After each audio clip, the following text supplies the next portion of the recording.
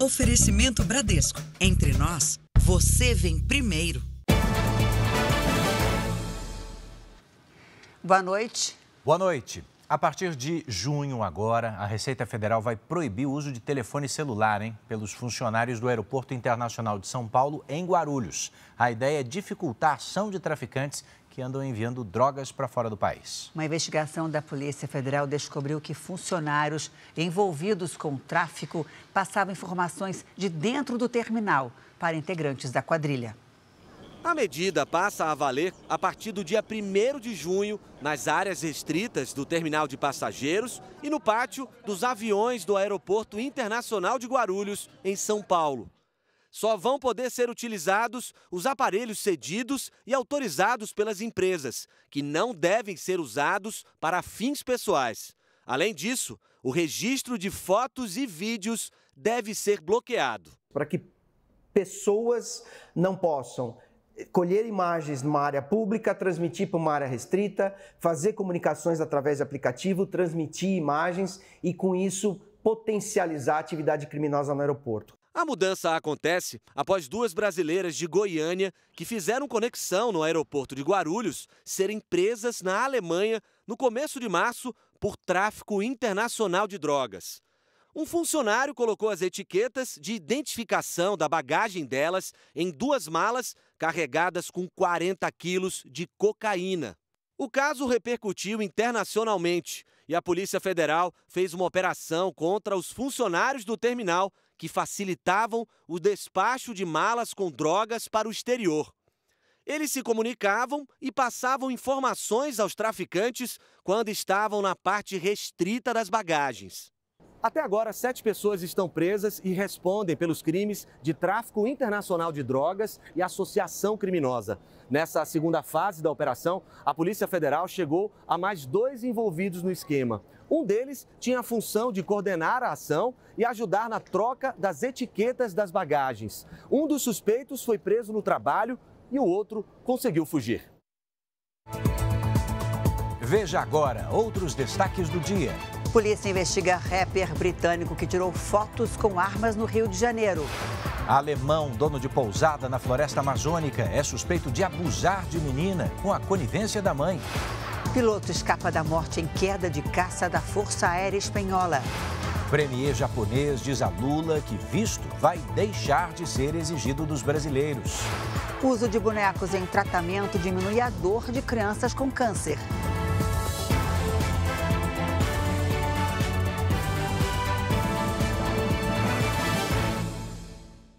Oferecimento: Bradesco, cursos e soluções para organizar sua vida financeira.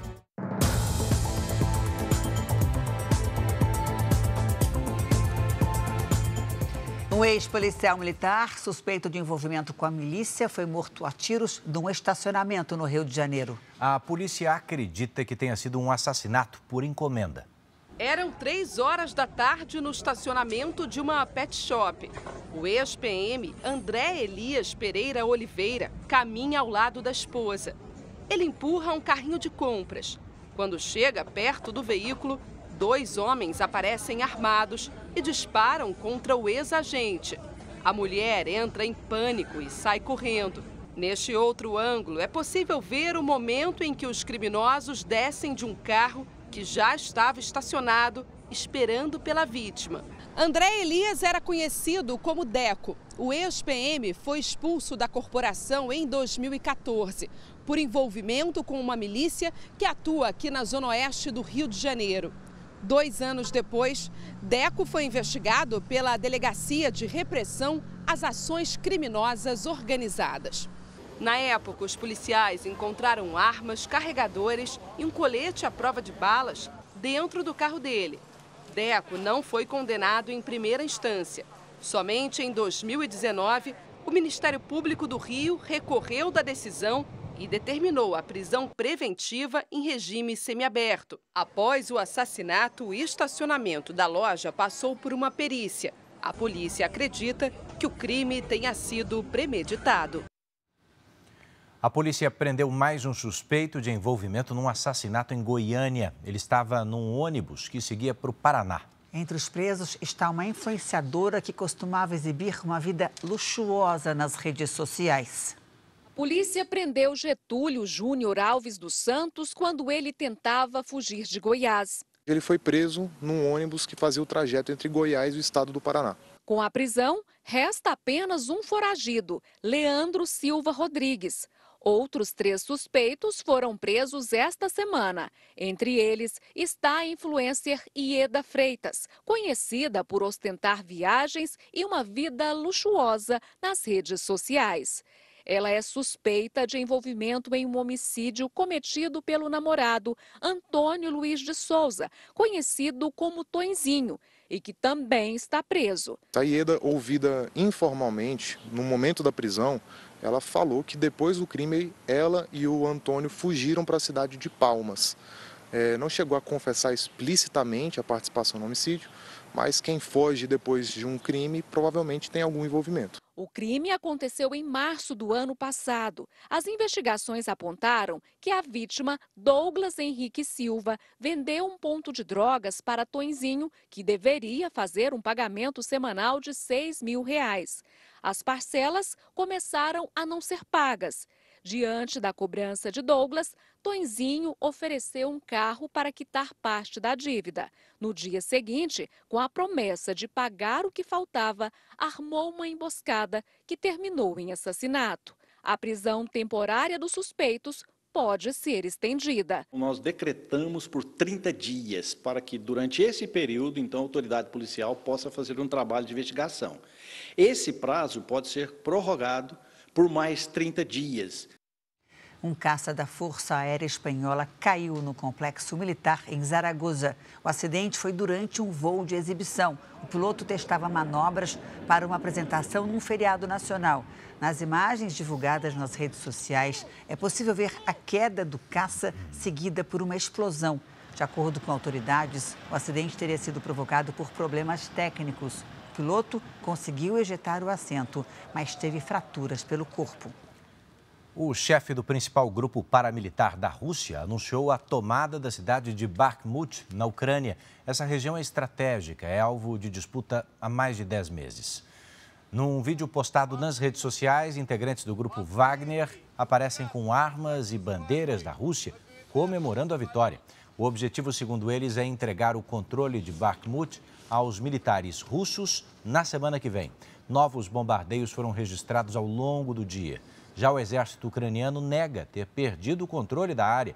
Autoridades do país disseram que a situação é crítica, mas que as tropas ainda mantêm a defesa do território. O governo do Japão anunciou que vai adotar medidas para deixar de exigir o visto de turistas brasileiros. Foi durante a reunião de cúpula do G7, o grupo das 7 maiores economias do mundo. O presidente Lula esteve hoje com o primeiro-ministro do Japão. Eles também trataram de um empréstimo ao Brasil de cerca de R$1 bilhão. A reunião com o primeiro-ministro do Japão foi o primeiro compromisso do presidente Lula neste sábado em Hiroshima. Fumio Kishida afirmou que o Japão vai dar início às medidas para que os brasileiros não precisem apresentar visto durante viagens curtas ao Japão. O objetivo é aquecer o turismo. O anúncio acontece uma semana depois que o governo brasileiro anunciou que vai retomar a exigência de visto para turistas de Japão, Estados Unidos, Austrália e Canadá. Hoje, esses países cobram visto de entrada para brasileiros e a intenção do governo Lula é adotar o princípio da reciprocidade. O governo japonês também anunciou que em breve vai liberar uma linha de crédito ao Brasil de mais de R$1 bilhão para a saúde e outros setores. Durante a cúpula do G7, Lula cobrou ações e recursos de países considerados mais poluidores e disse que o Brasil quer liderar o processo de preservação ambiental do planeta. Lula teve ainda reuniões bilaterais com o presidente da Indonésia, Joko Widodo, e com a diretora-geral do Fundo Monetário Internacional, Kristalina Georgieva. Depois, se encontrou com o presidente da França, Emmanuel Macron. Os dois discutiram questões ligadas à preservação da Amazônia, projetos de defesa e a guerra na Ucrânia. O presidente brasileiro ainda se reuniu com o chanceler da Alemanha, Olaf Scholz. Eles conversaram sobre cooperação econômica, geração de energia limpa e a busca da paz no território ucraniano. O presidente da Ucrânia também está aqui em Hiroshima. Volodymyr Zelensky pretende se reunir com Lula fora da cúpula do G7.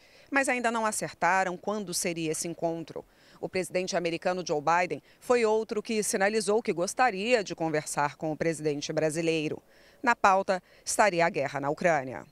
Lula tem proposto mediar junto a outros países as negociações para o fim do confronto. Bom, a gente continua nesse assunto porque amanhã o presidente Lula tem outros compromissos no Japão, antes de voltar ao Brasil. A gente vai agora até Hiroshima, com a enviada especial Renata Varandas, que atualiza para a gente as informações. Renata, bom dia para você por aí. Oi, Edu, Janine, boa noite a vocês e a todos aí no Brasil. Olha, o dia vai ser bem movimentado aqui em Hiroshima hoje. O primeiro compromisso dos chefes de Estado, incluindo o presidente Lula, é uma visita ao Parque Memorial da Paz. O local homenageia as vítimas da bomba nuclear que atingiu a cidade durante a Segunda Guerra Mundial. Em seguida, Lula se reúne com os primeiros ministros do Canadá, da Índia, do Vietnã e com o presidente da União das Comores, que é um país africano. O presidente também deve se encontrar com o secretário-geral das Nações Unidas, o português Antônio Guterres. Lula ainda participa da última e mais simbólica reunião do G7, a que vai discutir a paz mundial. A previsão é de que o presidente da Ucrânia, Volodymyr Zelensky, participe deste encontro. Edu e Janine. A gente aguarda novidades. Obrigado, Renata Varandas, direto do Japão. E o Ministério da Justiça e Segurança Pública por aqui prorrogou, por mais 90 dias o uso da Força Nacional no Pará. E ainda vai incluir parte do Amazonas no envio de tropas. Vamos a Brasília com Narla Aguiar, que tem os detalhes ao vivo. Narla, boa noite para você. O que diz o governo, hein? Boa noite, Edu, Janine, boa noite a todos. Seria para garantir a segurança e a proteção da terra indígena Paracanã. Segundo o governo federal, desde o ano passado, essa população tem sofrido ameaças e 3 indígenas morreram. A Força Nacional vai trabalhar em conjunto com funcionários da FUNAI, que é a Fundação Nacional dos Povos Indígenas. O ministro da Justiça e Segurança Pública, Flávio Dino, autorizou o uso da Força Nacional também no estado do Amazonas por 30 dias para a proteção de indígenas e comunidades tradicionais na região de Nova Olinda do Norte. Edu, Janine. Obrigado, Narla. 2 operários morreram soterrados hoje num deslizamento de terra em São Bernardo do Campo, na Grande São Paulo. Um terceiro trabalhador foi resgatado com ferimentos leves. A terra cedeu durante a instalação de uma tubulação de esgoto numa obra. Os bombeiros fizeram escavações com as mãos até resgatar as vítimas, mas os 2 homens já estavam mortos. Medidas de contenção foram feitas para evitar novos deslizamentos. A obra vai ficar suspensa até que a perícia diga o que provocou o acidente. O Ministério da Saúde anunciou durante a semana a compra emergencial de insulina de um fabricante que não tem registro na Anvisa. Pacientes com diabetes tipo 1 têm enfrentado dificuldades para conseguir, pelo SUS, um medicamento que é fundamental para o tratamento da doença. O Iago tem 7 anos, mora em Novo Hamburgo, região metropolitana de Porto Alegre. Ele foi diagnosticado com diabetes tipo 1 há 2 anos e, desde então, faz uso da insulina diariamente. O medicamento é colocado em uma bomba que faz a distribuição 24 horas por dia. Se não tiver a insulina, ele não consegue se alimentar. A insulina é fornecida pelo SUS e a quantidade que a família tem em casa deve ser suficiente para mais 6 dias. Motivo de preocupação por conta do desabastecimento da rede pública. Vocês têm a insulina às partes? Não, ela está em falta. E tu não sabe quando que vai vir? Ainda não. A gente vai te continuar ligando, tá? A gente está aguardando alguma resposta lá da Secretaria de Estado. Até o momento eles não nos passaram nenhuma data. O diabetes tipo 1 afeta de 5% a 10% das pessoas diagnosticadas com a doença. A falta do medicamento já é percebida há cerca de 1 mês em farmácias do Sistema Único de Saúde nos estados do Ceará, Acre, Goiás e aqui no Rio Grande do Sul. O governo federal foi alertado no mês passado pelo Tribunal de Contas da União de que poderia haver falta do medicamento em maio. O Ministério da Saúde disse que assinou um contrato de aquisição emergencial de 1.300.000 doses, mas que só devem ser entregues em julho. O medicamento é de um fabricante chinês, não tem registro no Brasil nem aprovação da Anvisa.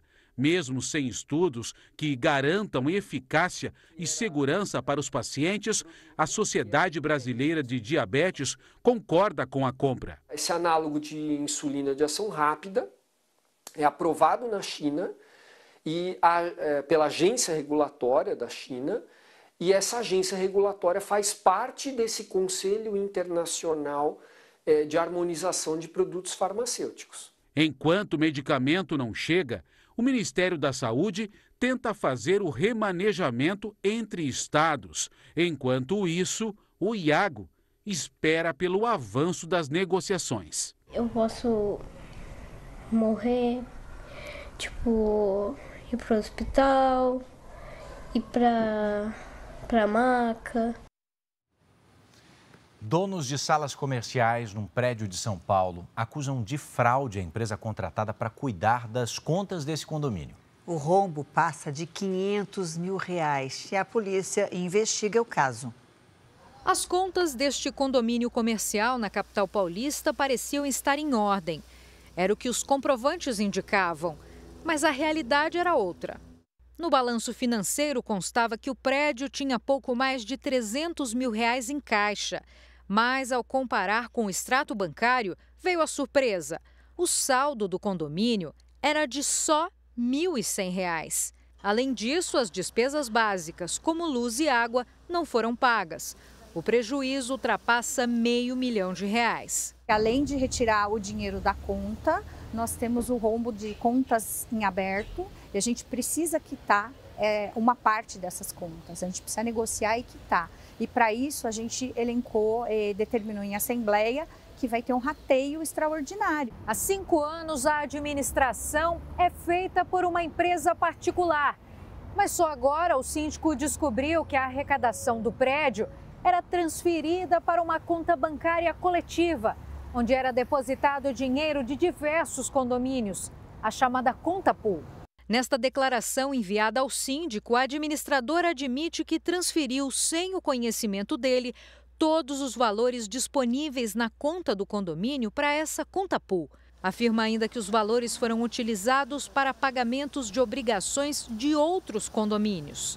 Especialistas afirmam que a manobra não é ilegal e normalmente é adotada para simplificar a gestão e diminuir custos. Por outro lado, o condomínio tem que autorizar. E, nesse caso, não houve autorização. A recomendação para evitar surpresas é sempre olhar o extrato bancário e não o balanço financeiro enviado pelas administradoras. O síndico pode acessar diretamente o banco, o síndico ele sempre vai ser o responsável legal pela conta. Então, a administradora só movimenta uma conta por delegação de poderes do síndico. É o foco de quem está conferindo. É o tipo de despesa. Se todas as despesas que estão lá lançadas ou debitadas foram autorizadas, estão nos valores certos, se você tem o comprovante de pagamento de cada uma delas. Tentamos entrar em contato com o dono da administradora envolvida no caso, mas ele não quis se pronunciar. A Secretaria da Segurança Pública disse que um inquérito policial foi aberto e que os envolvidos vão ser chamados para prestar depoimento. A gente vai ter que tentar ir atrás do que é nosso, do que é do condomínio, por direito. Está chegando a hora de você conhecer pratos saborosos de 3.000 anos. Você imagina o que se comia na época do rei Davi? A série Reis traz um pouco desse gostinho. E ainda vem mais, né? Afinal, a superprodução Reis não é só uma viagem na história, mas também uma viagem pela gastronomia. Sabe disso? Vai saber. Vai saber. Nas reuniões ou sozinho.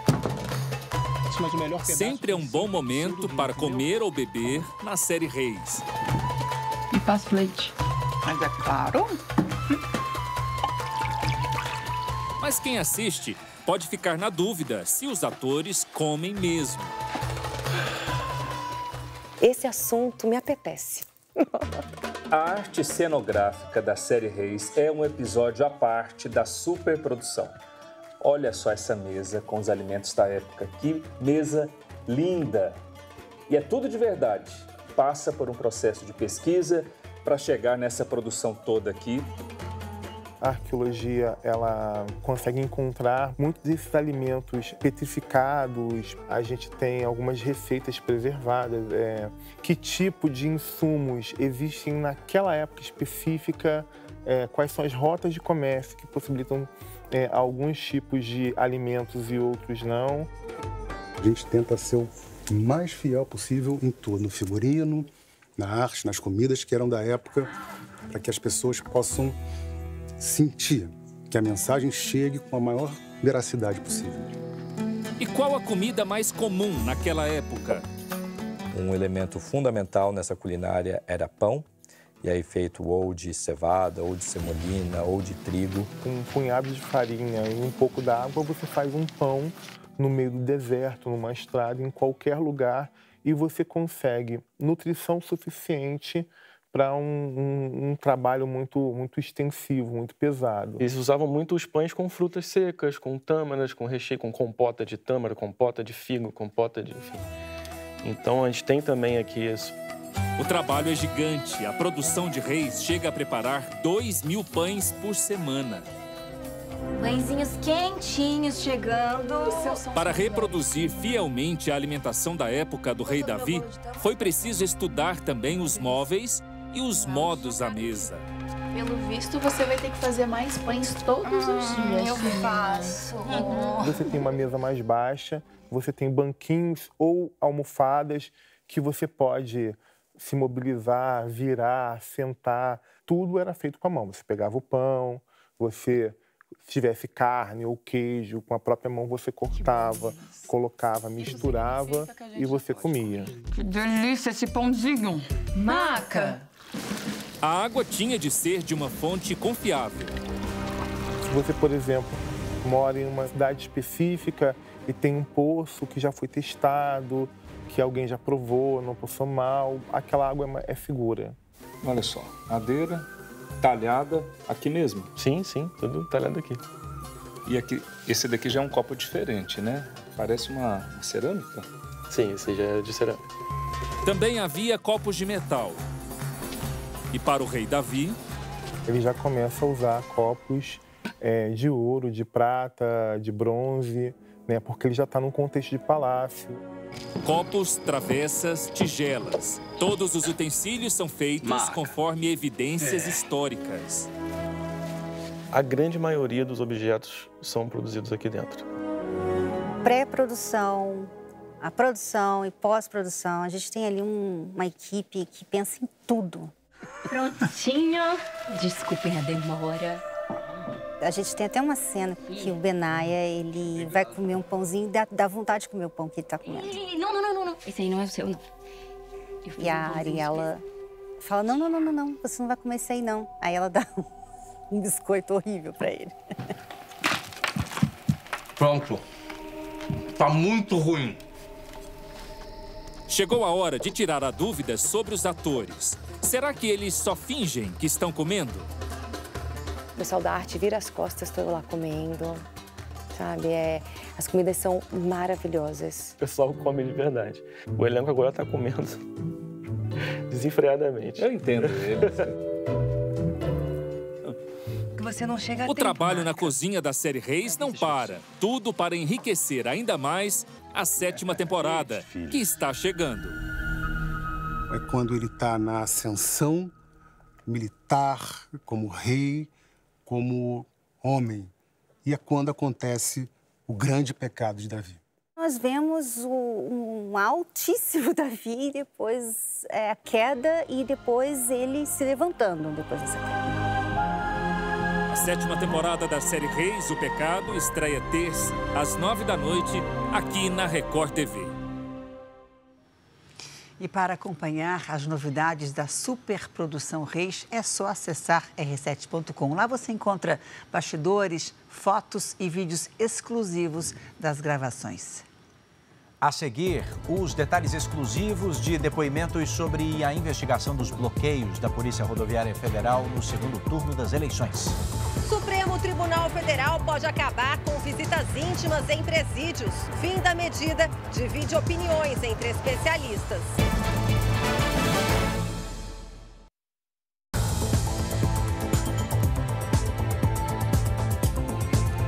Já estamos de volta para você saber que a Record TV teve acesso com exclusividade a 2 depoimentos da investigação sobre os bloqueios da Polícia Rodoviária Federal no Nordeste durante o segundo turno das eleições.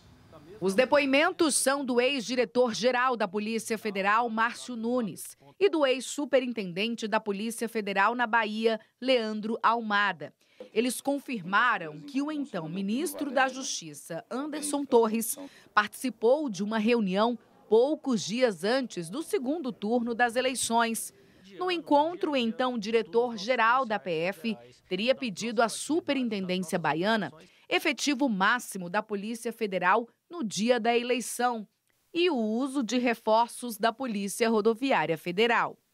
Em que pese naquela frente ali com o ministro no dia, a gente falou que usaria todo o apoio necessário, sem problema. Mas, de fato, a gente alinhou depois dessa reunião que, entendendo inadequado essa ação conjunta, a gente atuaria sozinhos, dentro do planejamento da PF, disse Almada aos investigadores. O então superintendente da Bahia afirmou ainda que Torres e Nunes tinham ouvido relatos de compra de votos, que facções criminosas em Salvador estariam apoiando o candidato do PT. Mas a Polícia Federal já sabia que o suposto apoio de facções criminosas se tratava de fake news. A estratégia da Polícia Federal é conseguir o máximo de informações antes do depoimento do ex-diretor-geral da Polícia Rodoviária Federal, Silvinei Vasquez. Silvinei é um dos suspeitos de tentar interferir no resultado das eleições. Ele pediu exoneração da PRF no final do ano passado. Anderson Torres já prestou depoimento no inquérito. Ele disse à Polícia Federal que esteve na Bahia para a inauguração de uma obra. A defesa de Anderson Torres disse que ele não interferiu no trabalho da Polícia Rodoviária Federal e que o ex-ministro está à disposição da Justiça para colaborar com as investigações. Já Leandro Almada, que hoje é superintendente da Polícia Federal no Rio de Janeiro, disse que só vai prestar esclarecimentos no inquérito. Nós não conseguimos contato com Márcio Nunes, ex-diretor-geral da Polícia Federal. Cresceu o número de micro e pequenas empresas abertas nos 3 primeiros meses do ano. Olha, são mais de 214 mil novos negócios, um aumento de quase 90% em relação ao mesmo período do ano passado. O sorriso no rosto da Érica é fácil de perceber. Resultado de uma mudança de vida desta recém-empresária. Formada em gastronomia, ela trabalhou alguns anos no mercado financeiro antes de finalmente investir no próprio sonho, abrir um buffet. Todo mundo sempre me cutucando, cara, você precisa, né? Precisa trabalhar na sua área, é o que você gosta. E aí fiz um evento no Ano Novo, para 100 pessoas. A gente arriscou, vamos fazer uma festa de Ano Novo, vamos, e aí fiz. E aí, a partir disso, eu falei, não, eu realmente preciso seguir ali a minha vocação, né, que é dentro da gastronomia. Para dar início ao negócio, que começou em janeiro deste ano, Érica se registrou como microempreendedora individual. Foi super simples, entrei no site, coloquei todos os meus dados, enfim, e bem tranquilo. Até a emissão de nota fiscal é super simples, né? É algo bem prático mesmo. De acordo com o Sebrae, nos 3 primeiros meses deste ano foram abertas mais de 214 mil micro e pequenas empresas. Número quase 9% superior ao mesmo período do ano passado. Os setores de serviços, comércio, indústria, construção civil e agropecuária lideraram o ranking. São Paulo, Minas Gerais e Rio de Janeiro são os estados com mais empreendimentos desse porte abertos. Para este economista, o aumento no número de micro e pequenas empresas se deve ao desempenho acima do esperado da economia nos 3 primeiros meses do ano. Não tenha dúvida, né, que surpreendeu o mercado o crescimento do primeiro trimestre da economia como um todo. Então, acaba refletindo no crescimento das empresas, né? Como você viu na reportagem, e ao contrário do que eu falei antes, o crescimento foi de 9%. Veja agora os destaques do Domingo Espetacular. Veja na grande reportagem. Roberto Cabrini traz novos desdobramentos no caso Emily. As pistas encontradas pela polícia. O exato momento da queda da brasileira deste prédio em Buenos Aires. E o julgamento que vai decidir o destino do empresário, Francisco Sáenz Valiente. Exclusivo. Como está hoje Gil Rugai? Ele foi condenado a 33 anos de prisão pelo assassinato do pai e da madrasta. Agora acaba de se matricular numa faculdade de arquitetura e fala pela primeira vez sobre o futuro. O desaparecimento misterioso de uma brasileira na França. Fernanda Santos saiu de casa e sumiu sem deixar pistas. Família do Rolando Boldrin briga na justiça pelos direitos das obras do artista. Ela fala alto no meu peito mal. A viúva herdou todo o controle, mas os filhos dizem que deveriam ficar com a metade desse patrimônio. A incrível história do jovem que parou de crescer e tem a aparência de uma criança. O que ele tem? É no Domingo Espetacular. Depois do Canta Comigo. A seguir, como o uso de bonecos tem ajudado no tratamento de crianças que lutam contra o câncer. Polícia investiga músico britânico que pousou com armas de guerra em comunidade no Rio. Pesquisa mostra que as meninas brasileiras já bebem mais do que os meninos e começam a consumir álcool cada vez mais cedo.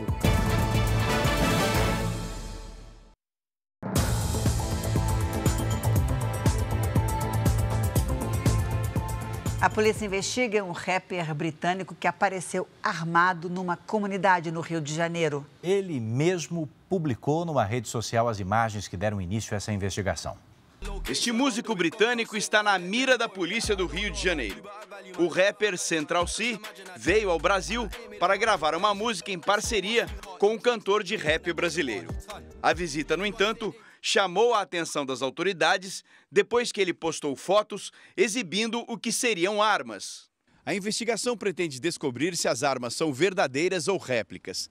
Se ficar comprovada a autenticidade, as pessoas que aparecem nas imagens irão responder por porte ilegal de arma de fogo de uso restrito. As cenas foram registradas no Complexo da Maré, na zona norte do Rio, uma região dominada pelo tráfico de drogas e alvo de constantes operações policiais. Nos vídeos publicados na internet, o britânico também aparece em um baile funk na comunidade e passeando pelas ruas da zona oeste do Rio. Nascido em Londres, Central C tem 24 anos. Ele começou a fazer sucesso em 2020 e se tornou um dos cantores mais ouvidos do Reino Unido. O britânico tem quase 7,5 milhões de seguidores em uma rede social. A assessoria do rapper não foi encontrada para comentar o assunto. Uma pousada na floresta amazônica é alvo da polícia por suspeita de turismo sexual. O dono é um alemão apontado como abusador de pelo menos uma menina. Ele fugiu. A mãe da adolescente está presa. Os limites de Anavilhanas, na cidade de Novo Airão, só se chega de barco pelo Rio Negro. A pousada é simples, com apenas 2 quartos. Segundo a polícia, a menina começou a ser violentada aos 6 anos de idade. Hoje, ela tem 15. A família dela era conivente com os abusos em troca de dinheiro. A própria mãe e uma tia da garota receberiam pagamentos mensais de Wolfman Bruck, um empresário alemão de 75 anos. Ele é o dono da pousada Cheiro do Mato, em Novo Airão. O local é conhecido como a Cidade dos Botos e tem o turismo como principal fonte de renda. Nós encontramos o homem que pilotava o barco da pousada. Como que ele falava dela para vocês? Tratava de filha mesmo? Respeito demais. Eu tô surpreso. Ele revelou também que Wolfman ligou recentemente para dizer que não iria mais voltar para a cidade. Eu vou para a Alemanha, cara. Tem mais como eu ganhar dinheiro no Brasil, tá bom? Wolfman Bruck voltou para a Alemanha. A polícia começou a investigar o caso depois que a própria vítima entregou um vídeo com os abusos. Nesta semana, foram cumpridos mandados de busca e apreensão na pousada. onde os agentes apreenderam celulares, notebooks, fitas e até algemas. Nós identificamos, além dessa adolescente, outras 3 vítimas que uma já é falecida e 2 são adultas, que relatam que também na infância e na adolescência foram abusadas por esse mesmo estrangeiro, nesse contexto de exploração sexual, também com vários indícios da prática de turismo sexual. A suspeita é que a mãe da vítima prostituiu a filha ainda na infância. Ela foi presa em uma casa em Manaus, onde estavam outras adolescentes. A tia da menina foi alvo de busca e apreensão, mas segue solta. A mulher com um carrinho de coleta de recicláveis caminha por uma rua de Curitiba. De repente, surge um carro que avança sobre ela e todo o material. Por outro ângulo, é possível ver que, com impacto, a sucata se espalha. Ela ficou ferida e foi encaminhada para um hospital. O motorista do veículo foi encontrado e alegou que não viu a catadora por causa da neblina. Uma pesquisa revela que o consumo de álcool por menores de idade cresceu entre as meninas. Elas estão bebendo mais que os meninos. Segundo o levantamento, quase 40% delas começam a beber antes dos 14 anos. Catarina e Júlia, nomes fictícios. Histórias de vida diferentes com um desafio em comum. As duas começaram a beber muito cedo e hoje tentam se livrar do vício em álcool. Comecei a beber no embalo da turma, no embalo dos amigos. Comecei a beber com 10 anos, meu avô me ensinou a degustar vinho com 10 anos e a partir de então não parei mais.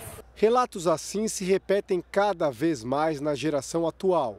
Um estudo com 75 mil adolescentes no Brasil revela que as meninas já bebem mais que os meninos. Entre as garotas com idade de 13 a 17 anos, 66,9% já experimentaram álcool. Entre os garotos, são 59,6%. As meninas, em geral, têm menos enzimas no fígado que metabolizam álcool. Essas meninas, quando querem beber tanto ou mais do que os meninos, elas vão ter prejuízos a curto, a médio e a longo prazo. O que também impressiona é o aumento do número de meninas que bebem pela primeira vez antes dos 14 anos. Na pesquisa divulgada agora, são 36,8%. No último levantamento, em 2015, eram 29,2%. Os pais precisam olhar de perto. Precisa olhar porque o álcool começa com o álcool que está na geladeira da casa deles. Os especialistas alertam que as adolescentes, com o cérebro ainda em formação, não estão preparadas para o consumo de bebidas alcoólicas. O hábito pode trazer dificuldades de aprendizado, de se relacionar socialmente, de praticar esportes. E o pior, quanto mais cedo elas começam a beber, maior a chance de se tornarem dependentes. Catarina e Júlia hoje falam abertamente sobre o vício em álcool, na esperança de abrir os olhos de meninas que começam a trilhar o mesmo caminho. É um caminho sem volta, a não ser que você se interne, como eu fiz, e eu estou me recuperando bem aqui. Espero que eu não tenha recaída. E isso você faz para tentar aparecer nas rodinhas, para tentar se tornar popular. E isso não é ser popular. Isso, no final, quem é popular são as pessoas que estudam, porque comigo não deu certo. E eu vi que as pessoas que estudavam e que eu achava que eram perdedoras, essas se tornaram vencedoras. Deixa eu dividir com você agora que a Anvisa aprovou um novo tratamento contra a obesidade. O paciente ingere uma cápsula que se torna um balão gástrico dentro do estômago. Depois de 4 meses, esse balão é eliminado naturalmente, sem cirurgia. A cápsula tem 3 centímetros de comprimento e é ligada a um catéter. Roberta conta que não precisou de anestesia. Engoliu a cápsula com a ajuda do médico 45 dias atrás. A colocação do balão é bem tranquila. A primeira semana é a semana mais delicada. Você sente, né, um corpo estranho assim dentro de você, então você sente uma certa dor abdominal na primeira semana. Mas depois disso, hoje eu não sinto assim, mais nada. Vamos para o hospital, engole. Copinho de água com gás primeiro para abrir o estômago, depois ele vai engolindo com água sem gás, faz um raio-x, vê a posição do balão. Lá dentro do estômago, esse balão vai ficar cheio, dando o que no paciente? Saciedade. Dentro do estômago, o balão fica assim, preenchido por 550 ml de um líquido à base de soro fisiológico. Esse líquido contém uma substância que vai degradando essa parte do balão que os médicos chamam de válvula. Tudo é programado para que em 4 meses a válvula se desfaça, o líquido escorra e o paciente consiga eliminar o balão naturalmente, sem precisar de ajuda médica. Os balões gástricos convencionais precisam ser colocados através de intervenção cirúrgica. Esse tratamento tradicional no SUS só é indicado para obesidade mórbida, quando a perda de peso precisa ser maior. O balão de engolir não é oferecido pelo SUS e custa entre 15 e 18 mil reais. A estimativa de emagrecimento é de 10 a 15% do peso do paciente. Roberta diz que perdeu 8 quilos em 45 dias. A meta é eliminar mais 10 quilos até o fim do tratamento. Não sinto mal-estar nenhum, enjoo, nada. Somente a saciedade mesmo, que com a água, um copo de água, você já fica assim, bem satisfeita. A Organização Mundial da Saúde lançou hoje uma rede internacional de vigilância para detectar rapidamente as ameaças de doenças infecciosas, como a Covid-19. O objetivo é compartilhar informações para prevenir novas pandemias. Na Espanha, o incêndio florestal que se espalha perto da fronteira com Portugal já obrigou mais de 600 moradores a deixar a região. O fogo devastou uma área equivalente a 8 mil campos de futebol.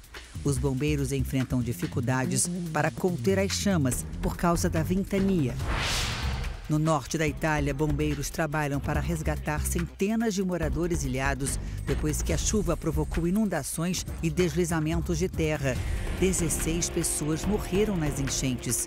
Mais de 50 mil pessoas estão sem energia elétrica e outras 56 mil ficaram desabrigadas. E aqui no Brasil, depois de uma semana de tempo seco, voltou a chover no Rio Grande do Sul. A Lidiane já está aqui com a gente para falar sobre a previsão do tempo. Oi, Lid, essa chuva vai se espalhar por outras regiões? Só pelos estados do sul, viu, Janine? Boa noite para você. Oi, Edu, muito boa noite. Boa noite a todos aí de casa. A passagem de uma frente fria provocou essa chuva. Neste domingo, a frente fria se afasta pelo oceano. E aí uma circulação de ventos no Paraguai espalha nuvens de chuva, tanto em Santa Catarina quanto no Paraná. Tem previsão de chuva também no Nordeste e no Norte do Brasil. Nas áreas claras do mapa, aí sim, tempo firme. Domingo de tarde fresca em Curitiba com 22 graus. No Rio de Janeiro, em São Luís e em Manaus, máxima de 31. Em Brasília faz 26. No Recife, 28 e até 32 graus em Porto Velho. Em São Paulo, a temperatura sobe, a umidade do ar melhora, mas não deve chover pelo menos até quarta-feira. Máximas entre 26 e 27 graus. Tempo Delivery, a Lisandra e a Tamara estão de olho na previsão, sabe para onde? Para Porto Alegre, Rio Grande do Sul. Inclusive a Lisandra está aí perguntando se o frio continua, Lid. Vamos lá.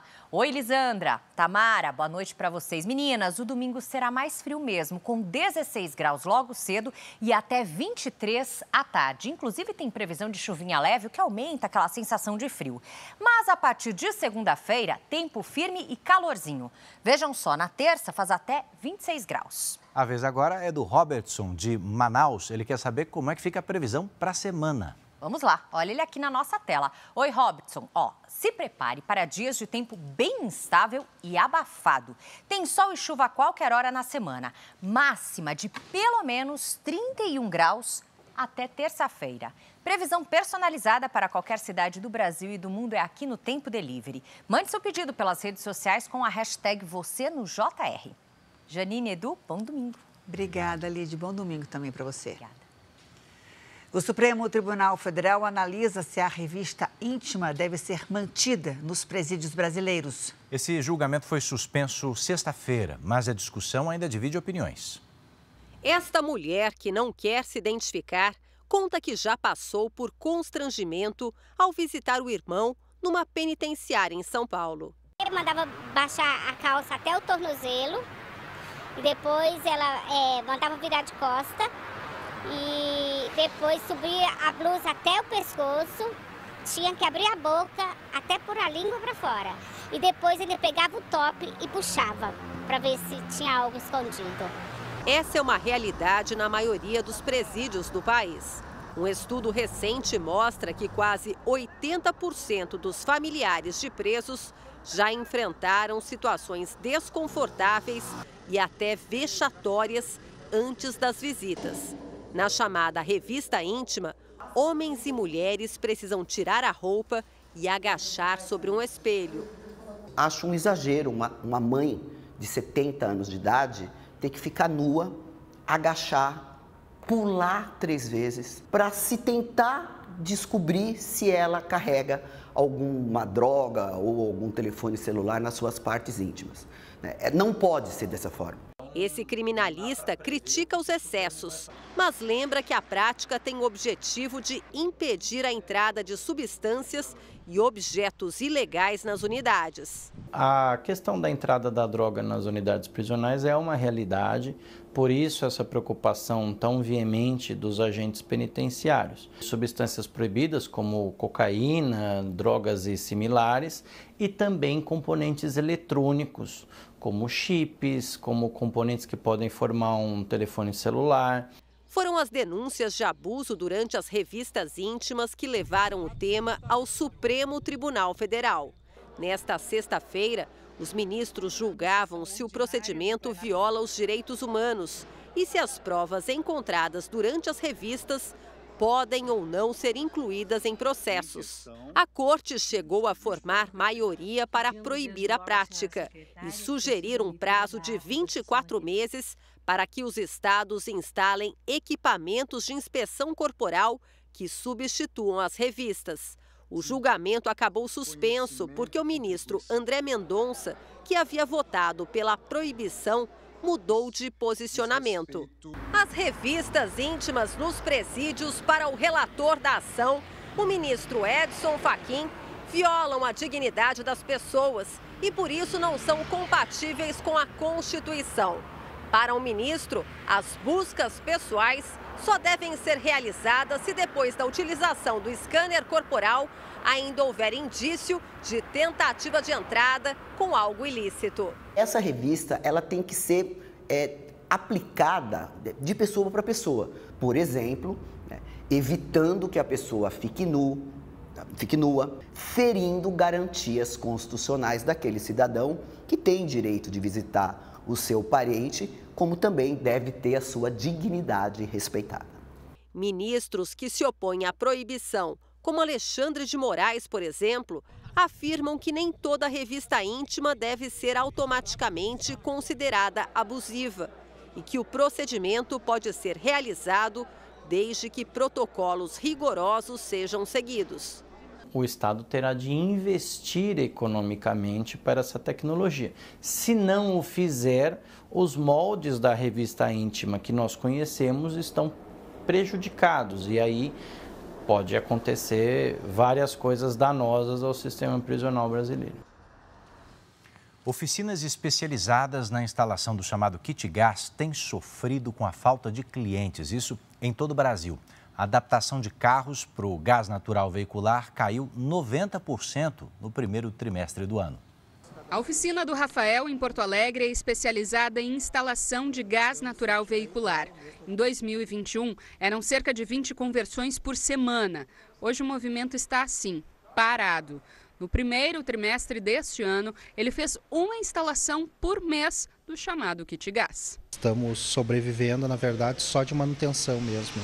Eu tive que reduzir o quadro de funcionários, Eu tinha 7 mecânicos e agora só temos 2. Segundo dados da Secretaria Nacional de Trânsito, a queda nas adaptações de GNV ultrapassou os 96% no primeiro trimestre deste ano em relação a 2022.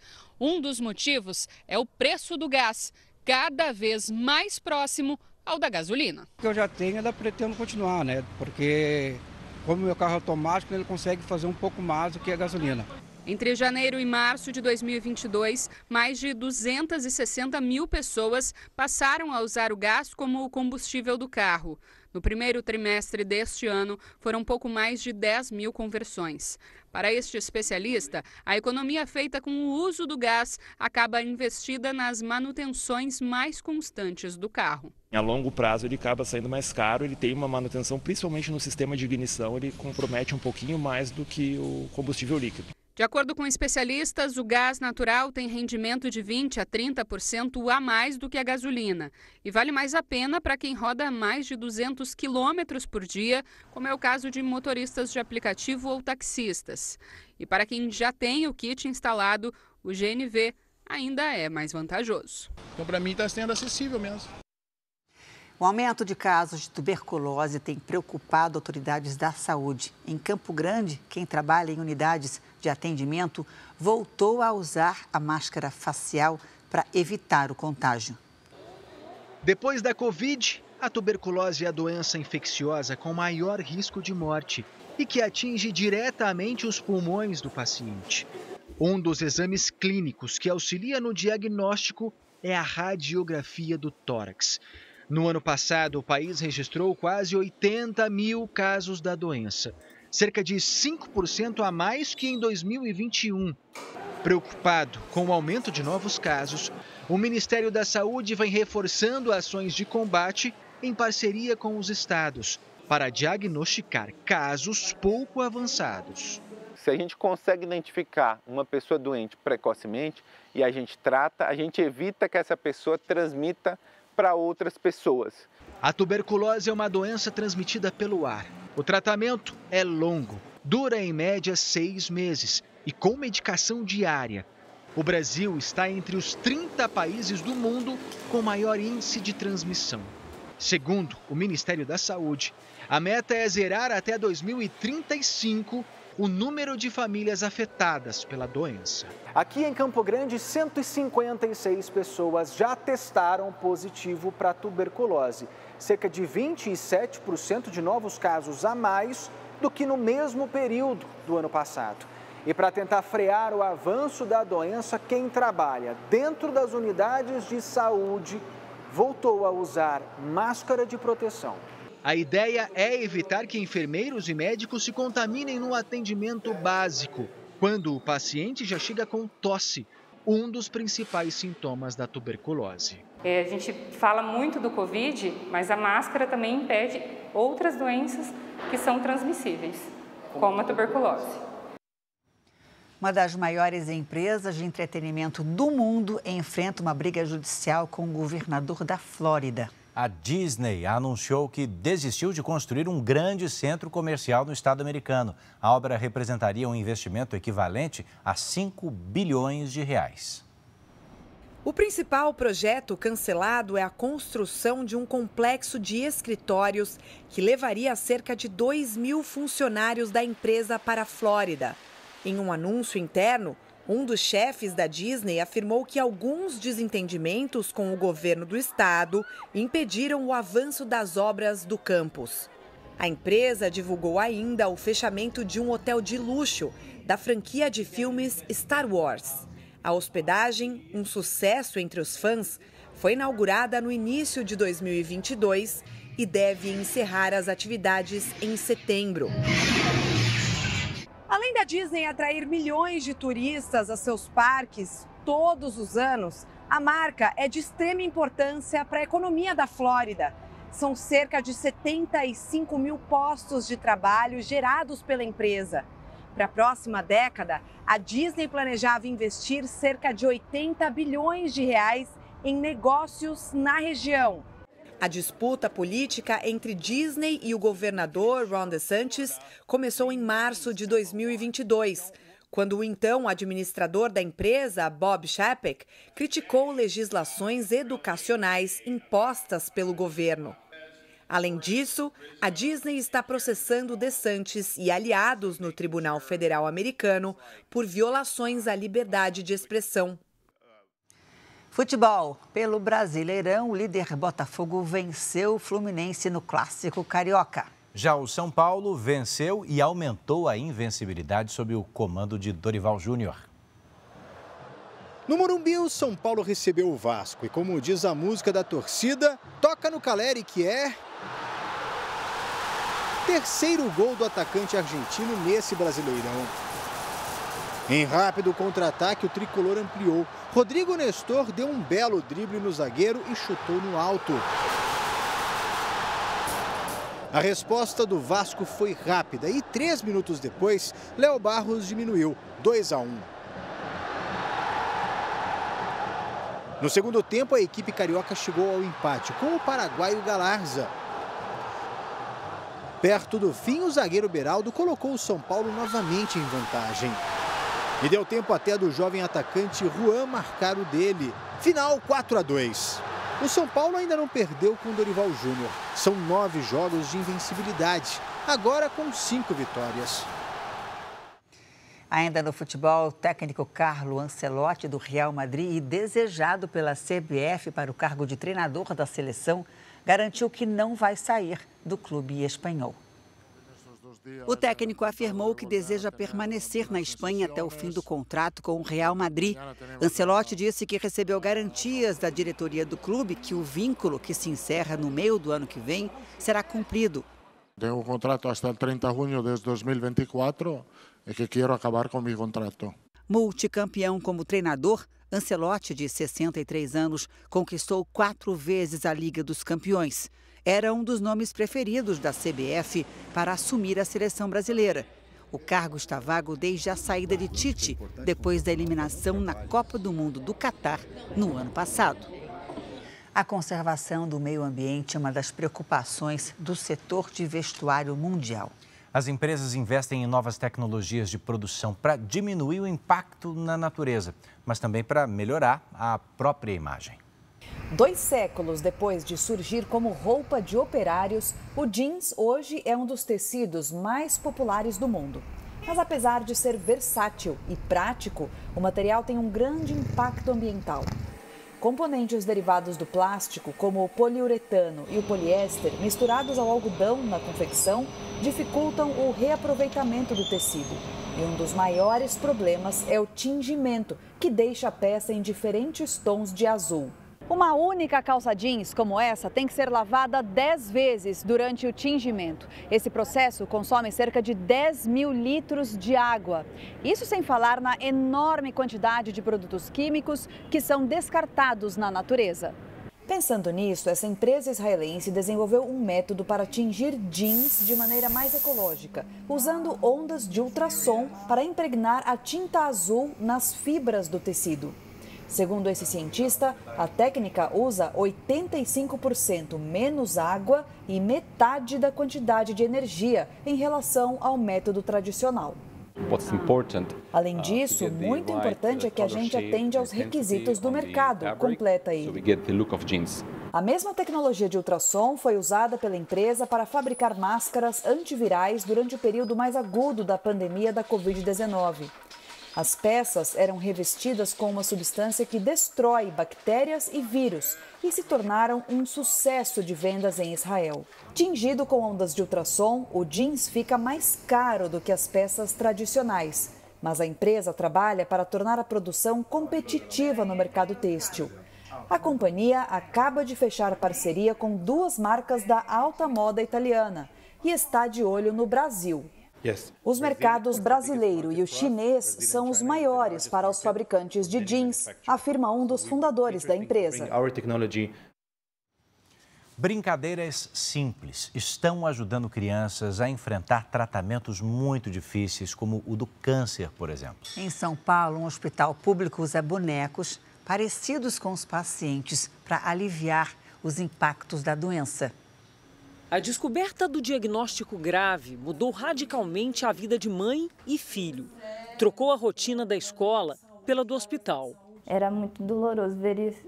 Eu tem dia que ele queria fugir. Ele falava que estava com dor de barriga, dava dor de barriga, desmaiava na hora de tirar sangue. João tinha 5 anos quando desenvolveu uma anemia aplástica, doença rara que reduz drasticamente a imunidade. A única alternativa era um transplante de medula, que aconteceu em março do ano passado. Antes do transplante, foram quase 2 anos de um tratamento intenso, longas internações.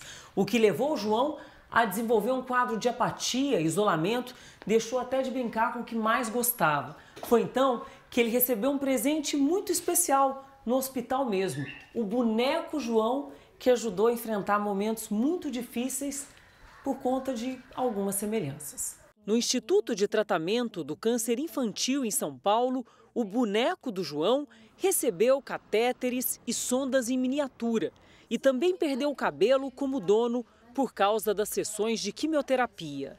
E assim, de uma maneira lúdica, ficou um pouco mais fácil entender o tratamento complexo e doloroso. Quando a gente leva o seu filho no pediatra e ele fala assim, vamos examinar primeiro a sua boneca e depois você? Então começa a partir daquele vínculo, né? Vamos fazer primeiro, nem que seja só colocar um esteto, né? E todas as vezes eles olham e falam assim, ai, tá vendo? Não doeu, ela não chorou. Todos os anos o projeto produz e entrega aos pacientes do hospital quase 500 bonecos como esses. Aí o cabelinho, ele vai cair, mas ele vai ganhar uma touquinha de cabelo, que é uma touquinha que vem igual para o seu humano. O resultado terapêutico não é só uma sensação de especialistas ou da família, é resultado de uma pesquisa de uma das universidades mais renomadas do mundo, Cambridge, no Reino Unido. O estudo mostrou que a ludoterapia, essas brincadeiras simples com jogos e bonecos, não só ajuda a compreender procedimentos repetitivos e invasivos, mas também reduz a dor em pacientes com câncer. Você vê que ele aprendeu a confiar. Tudo bem que na boneca às vezes não dói, né? E nele talvez vá doer um pouquinho, mas a gente explica, né? E faz a boneca que faz aquela cara de choro, né? Aí doeu um pouquinho, mas foi só um pouquinho, né? Mesmo após o transplante, João ainda tem uma rotina hospitalar, mas em dupla costuma ficar um pouco mais divertido. Vai passar. O Jornal da Record termina aqui. Fica agora com os melhores momentos da série Reis. Logo depois tem A Grande Conquista. Boa noite e bom fim de semana para você. Boa noite.